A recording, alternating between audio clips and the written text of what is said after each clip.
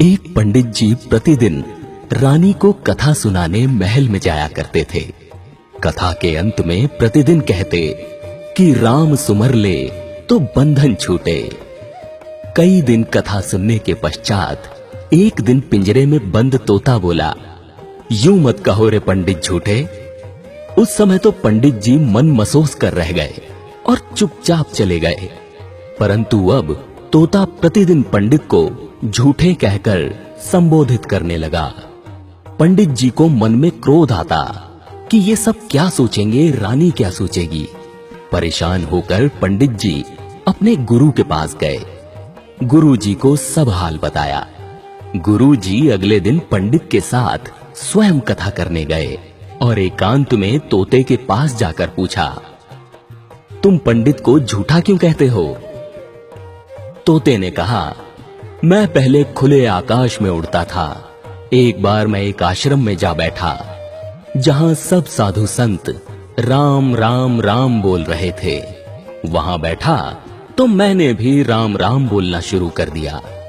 एक दिन मैं उसी आश्रम में राम राम बोल रहा था, तभी एक संत ने मुझे पकड़कर पिंजरे में बंद कर लिया। फिर मुझे 2-4 श्लोक सिखाए। आश्रम में एक सेठ ने संत को भारी दान दक्षिणा दी। संत ने आशीर्वाद स्वरूप सेठ को मुझे सौंप दिया। अब सेठ ने मुझे चांदी के पिंजरे में रखा। मेरा बंधन बढ़ता गया। अब मैं स्वच्छ वायु और ताजा फलों के लिए भी तरसने लगा।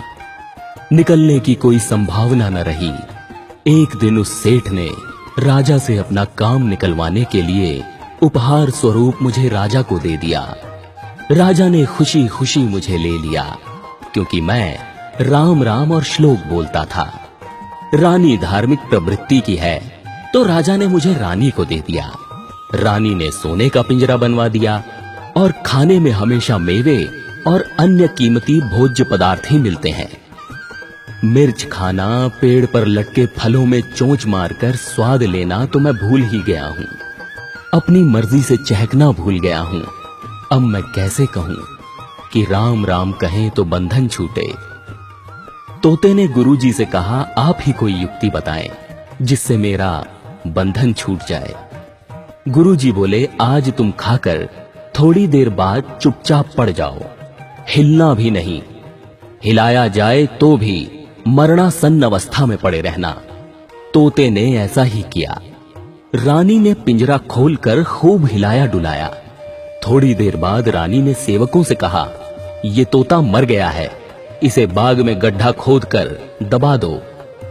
जैसे ही तोते को लेकर सेवक बाग में पहुंचे, तोता फुर्र से उड़ गया।